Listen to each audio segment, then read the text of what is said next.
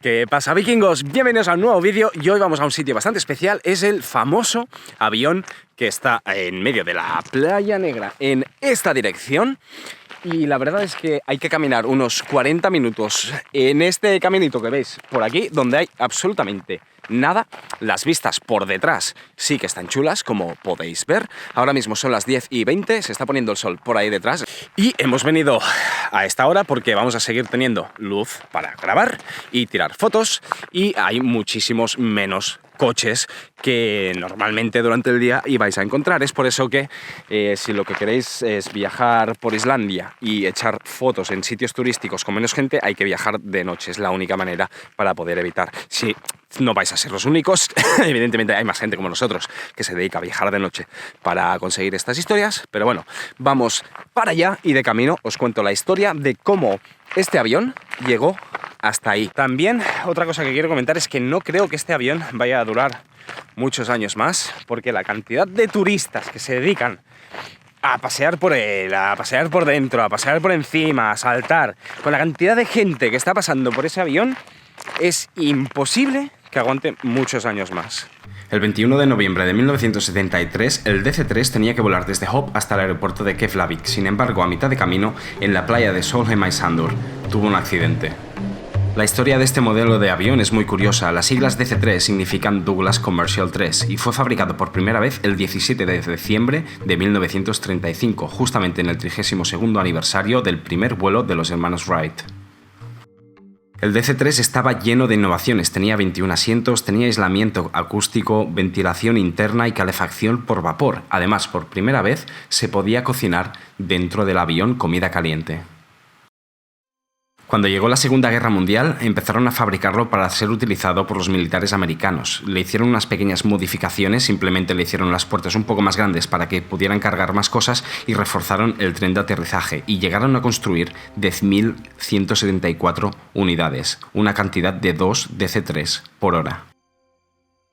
Y así es como llegó el avión DC-3 hasta Islandia, ya que los americanos hicieron un acuerdo con los islandeses para poder construir una base militar en Islandia durante la Segunda Guerra Mundial. Es lo que hoy en día es el aeropuerto internacional de Keflavik. Sí, el aeropuerto de Islandia fue en su origen un aeropuerto militar americano. Aunque no se conocen exactamente las causas que causaron que el 21 de noviembre de 1973 este avión DC-3 tuviera el accidente. Las posibles causas que se apuntan son que fuera un error humano, que fuera un fallo mecánico, que se quedara sin combustible o que hubiera una tormenta y provocara ese accidente. Incluso podría ser una combinación de varias de estas opciones.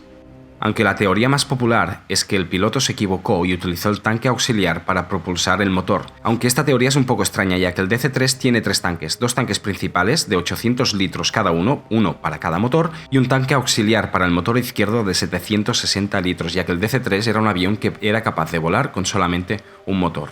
Así que esta teoría no me termina de cuadrar, la verdad. Aunque después de mucha investigación he conseguido encontrar lo que pasó en realidad ese 21 de noviembre de 1973. El avión se encontraba de regreso de Stuxnet, donde había realizado una misión de entrega de equipamiento al US Radar Station que se encuentra exactamente ahí en Stuxnet. Cuando estaban volando por encima del glaciar Vatnajökull, el avión y sus 5 tripulantes se encontraron en medio de una tormenta, con las temperaturas que bajaron hasta menos 10 grados, con una niebla tan espesa que no podían ver ni las puntas de las alas. Lo único que podían ver es cómo en las alas se estaba empezando a acumular capa de hielo. El capitán del avión y piloto principal James Wick, junto a su copiloto Gregory Fletcher, hicieron todo lo que pudieron para evitar los fallos mecánicos del avión, pero de repente los 2 motores fallaron, empezaron a perder altitud y con tanta niebla no podían ver hacia dónde iban. De repente pudieron ver algo detrás de la niebla, se dieron cuenta que se estaban dirigiendo directos hacia una montaña, así que Fletcher tomó la decisión de cambiar el rumbo hacia el sur y hacer un aterrizaje de emergencia en el mar. Eran conscientes de que al aterrizar en el mar podrían morir de hipotermia, sin embargo sabían de seguro que si colapsaban contra la montaña morirían al instante. Mientras se dirigían hacia el sur y iban perdiendo altitud en esa maniobra desesperada para poder sobrevivir, salieron de esa niebla tan espesa y se dieron cuenta que estaban sobrevolando por un sitio que Fletcher describió como algún lugar encima de la superficie de la Luna. En ese mismo instante decidieron intentar hacer un aterrizaje de emergencia encima de esa playa congelada y consiguieron parar el avión solamente a 6 metros de distancia del mar. El avión quedó muy dañado por el impacto, pero los 5 tripulantes sobrevivieron, aunque por miedo a fugas de gas y que el avión explotara, cogieron una radio antigua que databa de la Segunda Guerra Mundial y un kit de primeros auxilios y salieron corriendo de esa zona.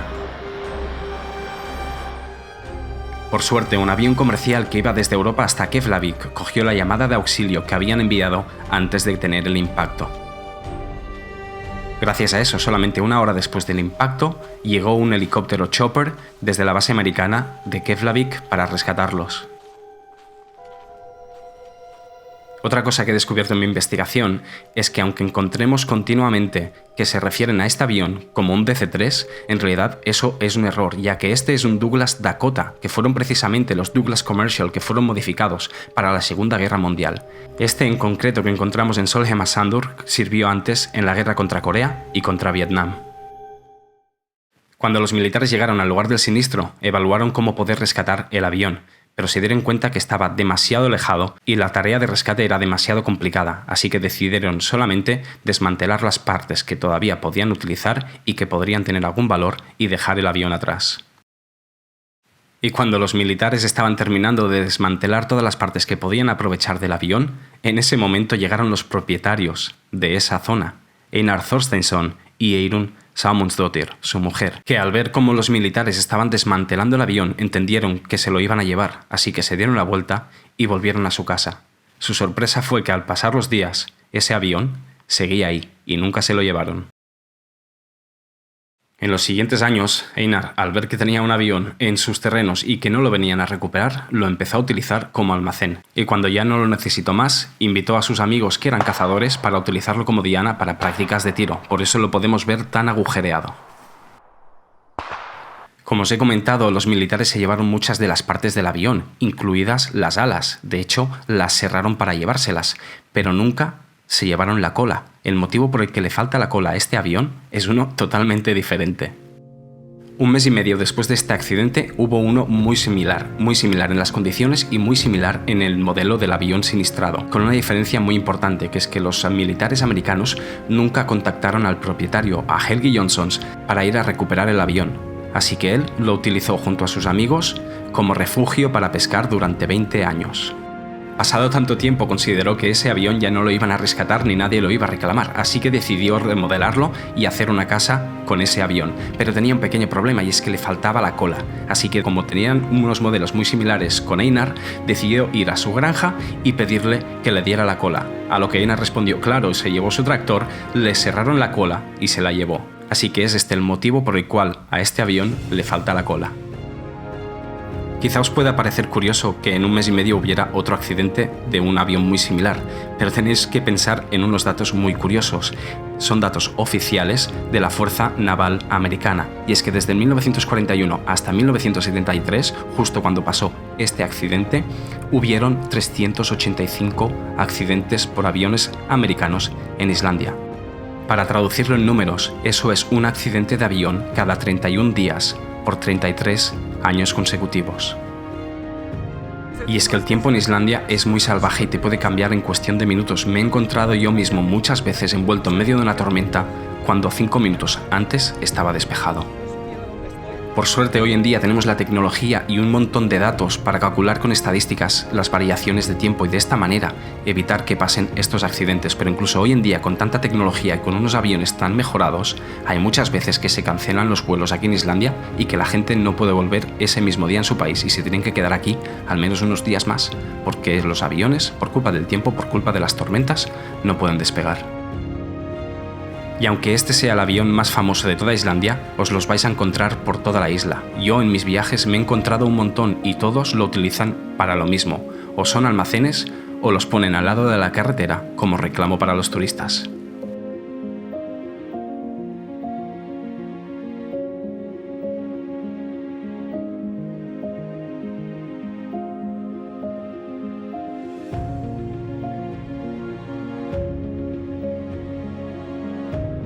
Bueno, pues ya habéis visto que el estado del avión por arriba está reventado. O sea, para hacer la toma del dron ya estaba mi corazón palpitando porque de verdad que está en muy mal estado. No recomiendo a nadie caminar por encima del avión ya. Hay muchos agujeros, está en muy mal estado cuando se dan las pisadas, se mueve todo, hace mucho ruido. Y no creo que llegue a finales de este 2019 entero. Pero bueno, es una pena que no hayan hecho nada para conservarlo o reforzar el tejado. A lo mejor lo hacen, a lo mejor reconstruyen, porque es un símbolo muy importante aquí en Islandia. Realmente un montón de fotos aquí. Quien no tenga una foto encima del avión en Islandia no es nadie, no eres un buen influencer si no tienes una foto ahí. Y nada, esto es el plane wreckage al que hemos ido hoy. Espero que os haya gustado ver todo esto y conocer un poco más. Y nada, que ahora nos quedan otros 4.000 pasos, 40 minutos de vuelta para el coche. Así que nada, un besazo y nos vemos en el siguiente vídeo, vikingos. Chao.